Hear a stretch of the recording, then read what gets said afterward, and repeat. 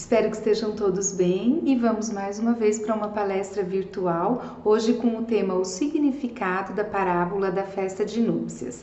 Esta parábola, algumas pessoas também conhecem como a Parábola das Bodas. Então nós vamos entender que é a mesma coisa, só com um tema diferente, não importa um tema ou outro, mas o conteúdo vai ser o mesmo. Essa parábola, ela se encontra no Evangelho de Mateus, no capítulo 22, nos itens de 1 a 14. E nós vamos ver um pouquinho, antes de entrar no conteúdo da parábola, começar a compreender um pouquinho o que significa a parábola.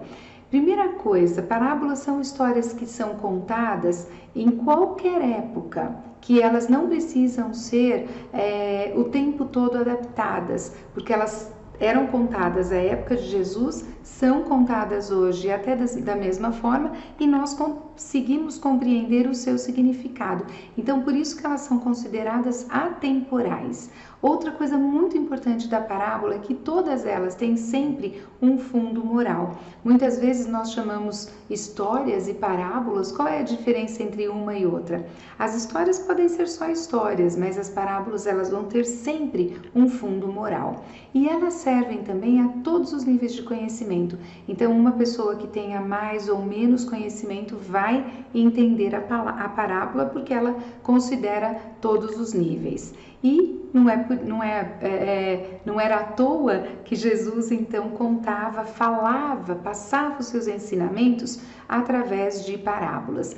Ele falava nas parábolas, né, sobre o reino dos céus. Então, todos os seus ensinamentos, a gente percebe que havia pessoas ali ao seu redor, se juntavam pessoas e ele contava essas parábolas para que elas ficassem registradas e as pessoas compreendessem aquilo que acontecia. Então, era um conhecimento que era levado para a vida. Então, a parábola é muito importante na nossa vida.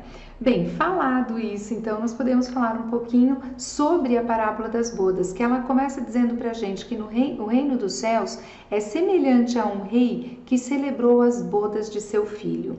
Então, é assim que Jesus vai começar a contar essa parábola. Ele faz uma citação, né, uma comparação, vamos dizer assim, do reino dos céus sendo semelhante ao rei que celebrou as bodas do seu filho. E aí ele começa a discorrer sobre isso e ele diz que então os servos deste rei foram chamar os convidados para a festa. E convite feito, tudo pronto, o que aconteceu? Esses convidados não quiseram ir. E aí outros servos, então ele mandou, mas dessa vez reforçando, porque ele mandou junto um recado dizendo assim: olha pessoal, o banquete está pronto, viu? Todos os animais, e cevados já estão aqui todos mortos para a festa, para o banquete que nós vamos fazer. Então venham. Dessa vez ele foi assim mais empático para esses, mais enfático, não empático. Ele foi mais enfático com esses convidados, porque ele mandou o recado para que todos viessem. E o que aconteceu? O banquete pronto, a mesa posta, né, os animais já todos prontos ali para depois serem servidos na festa. Esses convidados mais uma vez recusaram e não foram à festa. E um deles foi para o campo, o outro foi para o seu negócio e outros foram além, porque eles pegaram alguns desses servos que foram levar o recado do rei para eles e massacraram esses servos. Ou seja, diversas coisas aconteceram aí, né, com os convidados. E o rei, então, depois de tudo isso, ele concluiu: tudo pronto, e os convidados não apareceram. Isso significa que eles então não são dignos de estar aqui. Ele tomou a sua conclusão a partir de tudo que aconteceu. Mas não satisfeito com isso, o que ele fez? Chamou outros servos e falou assim: olha, saiam por aí e tragam todos aqueles que estiverem pelo caminho. E ele não fez qualquer distinção entre pessoas boas ou pessoas más. Ele falou: traga, convide todos. E quando isto aconteceu, eles vieram e a sala ficou então cheia. Lembrando então que a mesa estava posta, com os animais ali, porque se comia muito dessa forma também naquela época, tudo ali exposto para o banquete.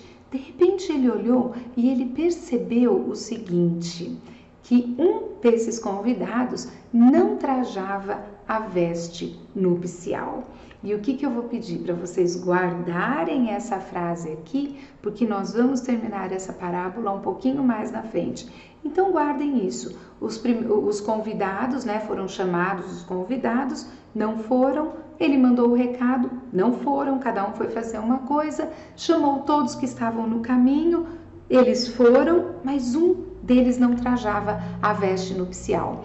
E aí nós vamos começar então a interpretar e a compreender um pouquinho mais do que isso tudo queria dizer e quem era quem e o que era o que nesta parábola então contada por Jesus. Esse livro do Caibar Schutel, que se chama Parábolas e Ensinos de Jesus, ele nos traz várias parábolas e todas interpretadas ali. É um livro muito rico, muito importante. Quem tiver a oportunidade de ler vai começar a compreender esses ensinamentos ainda mais. E ele diz sobre essa parábola que o cristianismo, como o espiritismo, ele representa a celebração das bodas de um grande e rico proprietário, cujo pai não poupa trabalho, sacrifício e dinheiro para dar à festa o maior realce e oferecer então aos seus convidados tudo do bom e do melhor.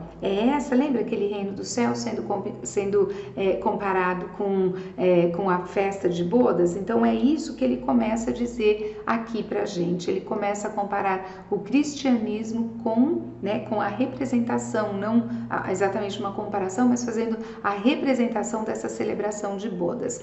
E na interpretação nós vamos ver o seguinte, que o reino dos céus, ele é como a festa nupcial, ele representa esta festa nupcial, que é o quê? Para nós, o que representa um casamento, bodas, representa para nós o quê? Felicidade e alegria. Isso até nos nossos tempos, né? Então isso já acontecia naquela época e continua tendo este mesmo significado até hoje. Então é por isso que Jesus, falando por parábolas, ele nos falava da festa, felicidade, alegria, querendo nos falar sobre o reino dos céus. E quem esses servos representavam?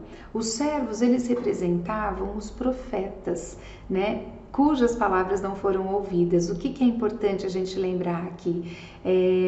Quantos ensinamentos já foram passados para nós, desde a época de Jesus?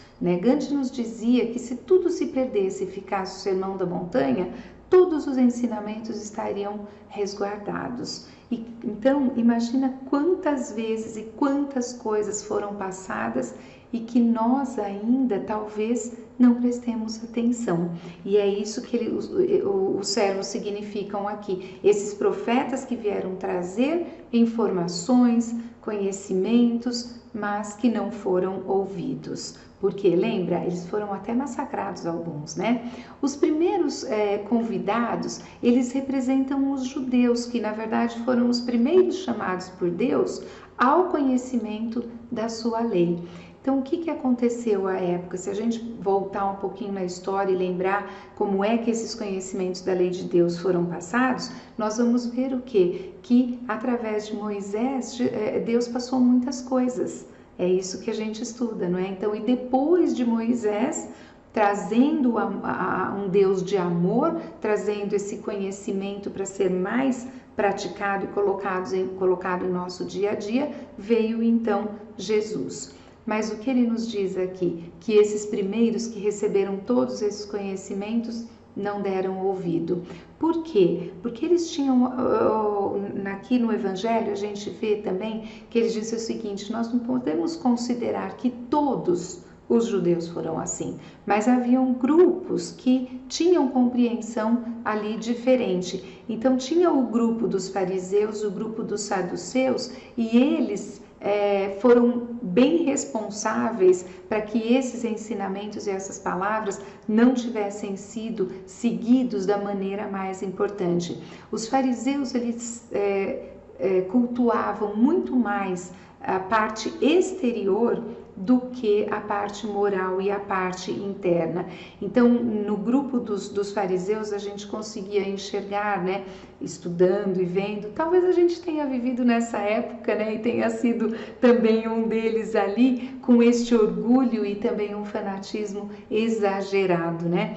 Então, os fariseus, eles tinham isto muito forte e acabaram deixando de lado a parte moral para cultuar muito mais a parte exterior.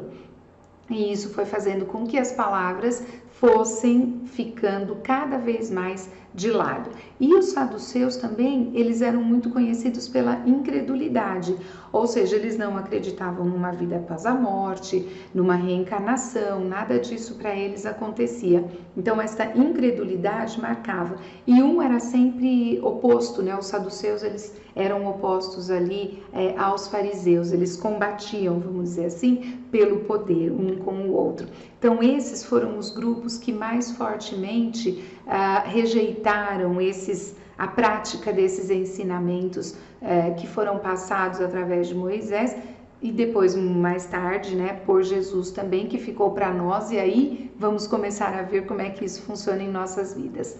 Vieram depois os outros convidados, né? Lembra que os servos foram buscar bons e maus, todo mundo que estivesse pelo meio do caminho? E esses outros convidados, eles representam quem? As pessoas mundanas daqui da terra mesmo, que eram mais absorvidas por aquilo que estava ali ao seu redor no dia a dia, aquilo mais terreno. Então, aquilo que era mais celestial, para eles não era tão considerado. E eles todos, foi isso que ele quis dizer ali, que todas essas pessoas receberiam os ensinamentos, receberiam esta palavra para fazer uma mudança. Na verdade, esse é o fundo, né? Essa mudança interior para depois acontecer uma mudança num âmbito maior.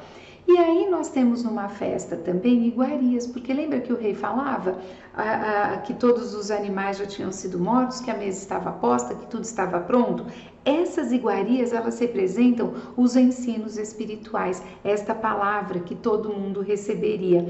Nós sabemos que através da alimentação, nós cuidamos e deixamos que o nosso corpo funcione da maneira como ele precisa funcionar. Mas nós precisamos também de coisas que alimentem a nossa alma, que alimentem o espírito. Então, essas iguarias da festa de bodas, elas fazem o quê? Representam aquilo que satisfaz o corpo e aquilo que vivifica o espírito, que alimenta a nossa alma. E como nós precisamos disso no nosso dia a dia, para que a gente possa realmente se sentir não em pé e vivo, mas acima de tudo que a gente consiga fazer coisas alimentando, né, o espírito, fazer coisas que possam nos tornar a cada dia seres espirituais melhores, hoje melhores do que ontem, amanhã melhores do que hoje, porque este é o nosso papel aqui, nos alimentarmos disso, praticarmos esses ensinamentos e nos tornarmos pessoas melhores, né? Não só pessoas para esta nossa existência, mas seres espirituais que viverão para sempre, tá? Mas existe também aqui um recado final. E lembra que eu falei que era para a gente guardar aquela parte lá, aquela frase, que é o recado final, então, desta parábola.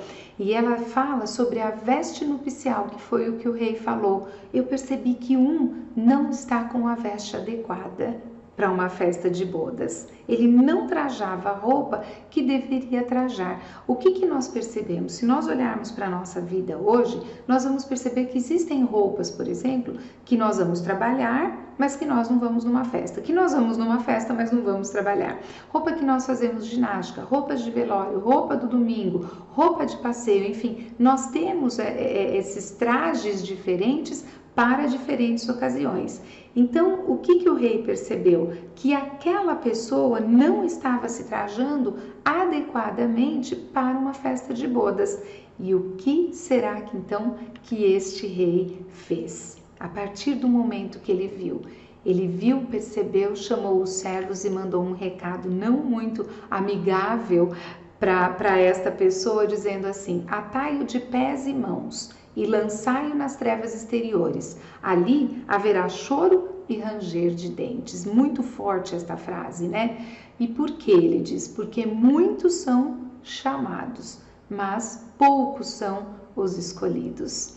Então nós começamos às vezes a pensar sobre essa frase e nós pensamos, poxa, assim, mas poucos os escolhidos? Então por que ele escolhe a dedo quem? E nós vamos começar a compreender um pouquinho mais agora por que muitos são os chamados, mas poucos são os escolhidos. A veste nupcial, ela simboliza o amor, a humildade, a pureza das intenções, e isso nos diz Caibar Schutel no seu livro Parábolas de Jesus, quando ele faz esta interpretação da parábola de bodas. Então, olha, simboliza amor, humildade, pureza das intenções. E aí no Evangelho segundo o Espiritismo, ele complementa isso dizendo, não basta ser convidado para as bodas, não basta se dizer cristão. É necessário purificar o coração e praticar a lei segundo o Espírito. E aí são coisas para nós pensarmos. A lei, ela está representada em uma frase aqui, que é fora da caridade não há salvação.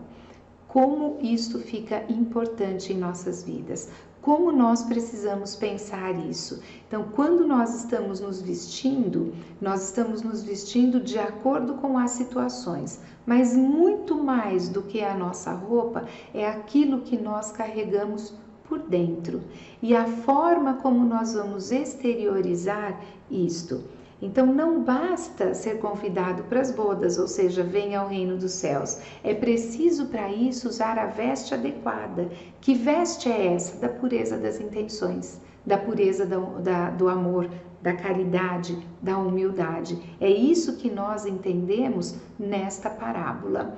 E é isso que nos traz o Evangelho, é isso que nos traz a interpretação de Caibar Schutel. E quando se fala em fora da caridade não há salvação, como é linda esta frase. Nós podemos pensar nela também, porque assim, se fosse fora do espiritismo não há salvação, fora do catolicismo não há salvação, fora da profissão de advogado não há salvação, qualquer coisa poderia ser colocada aqui.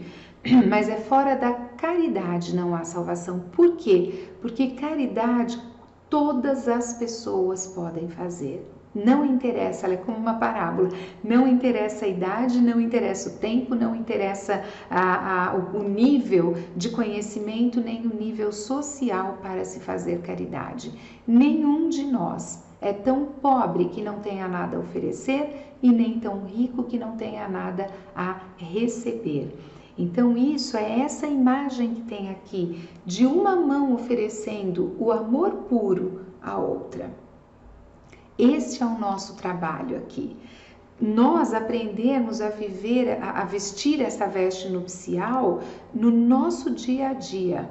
É saber fazer da nossa vida uma constante interação com o próximo, respeito às diferenças e ao próximo.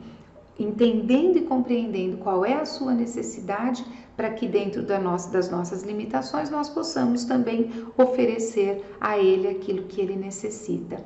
E deixamos aqui uma reflexão. É muito importante começarmos a pensar sobre isso. Nós, como é que nós estamos agindo? Se nós formos convidados para essas bodas, como é que nós vamos ser? Nós vamos ser aqueles que recusam?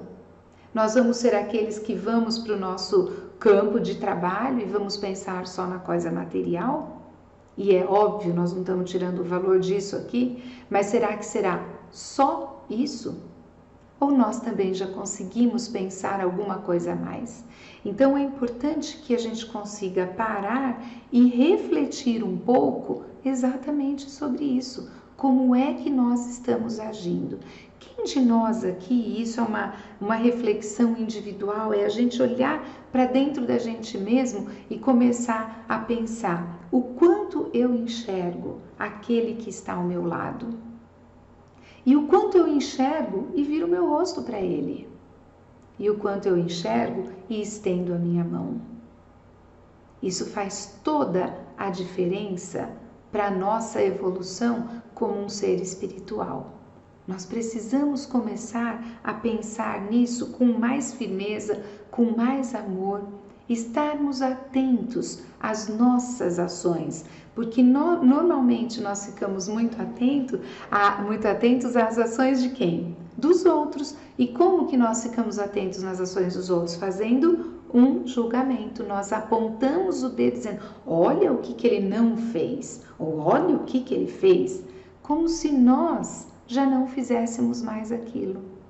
Precisamos sempre lembrar que se estamos apontando e criticando é porque nós também fazemos aquilo ainda, mas não percebemos quando é a nossa vez.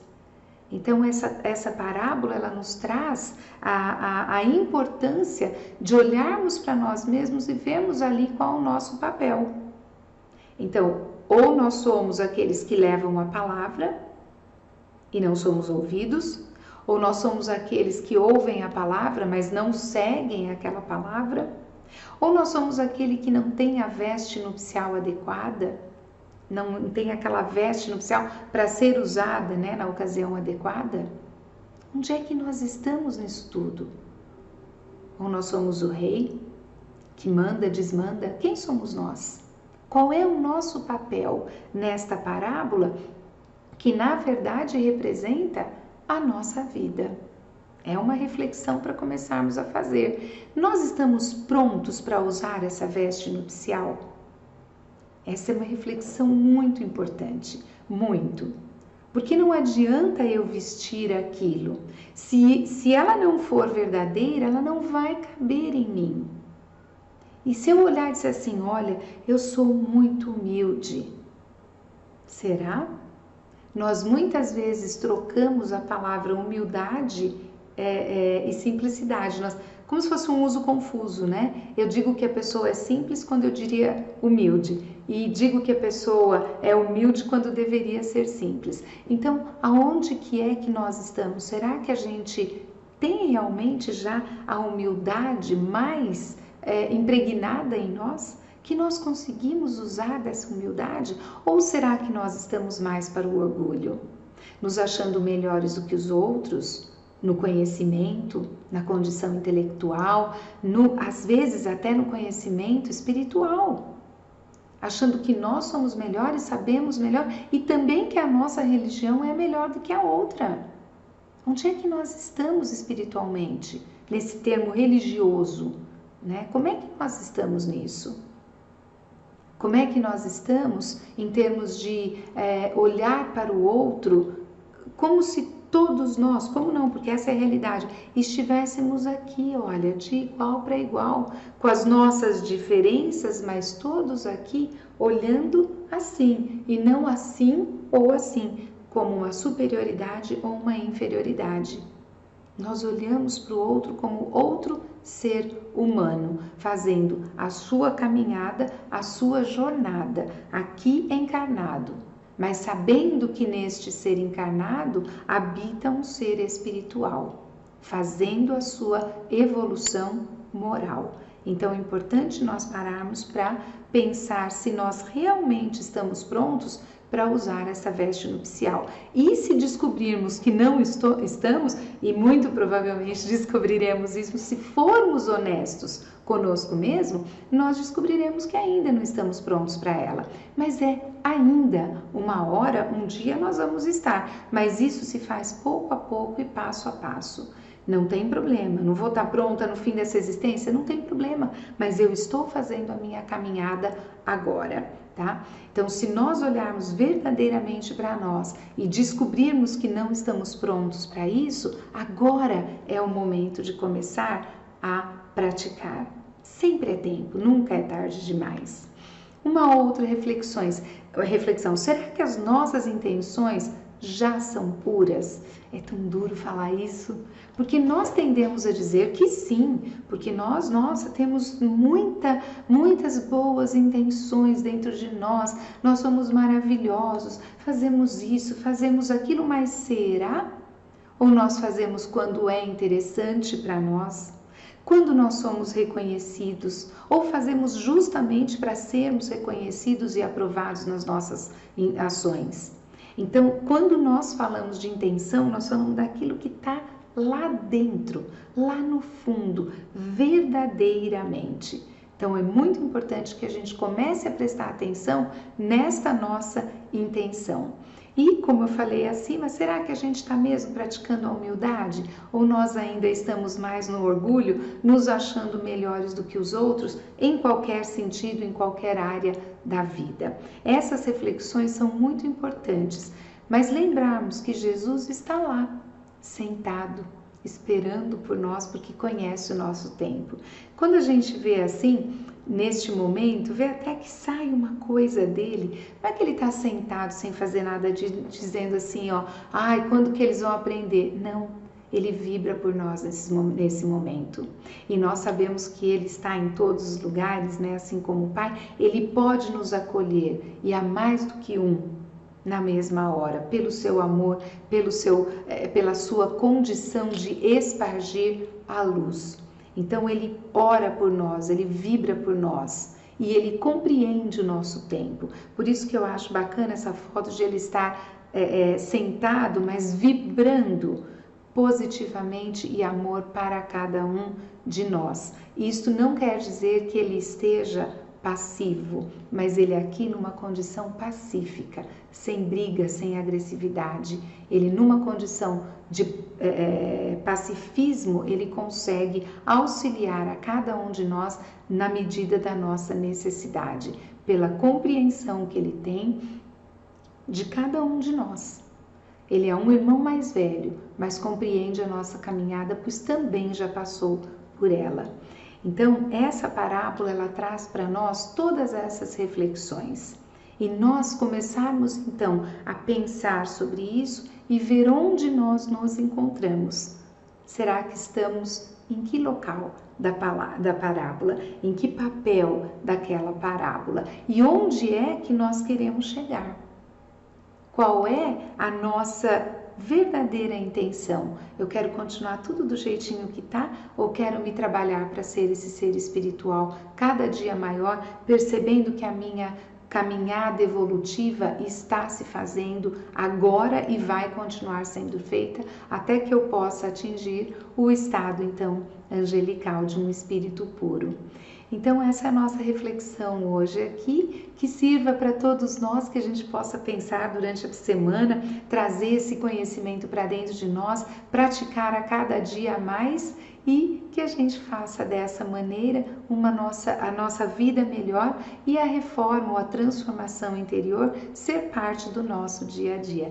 Muito obrigada e até a próxima!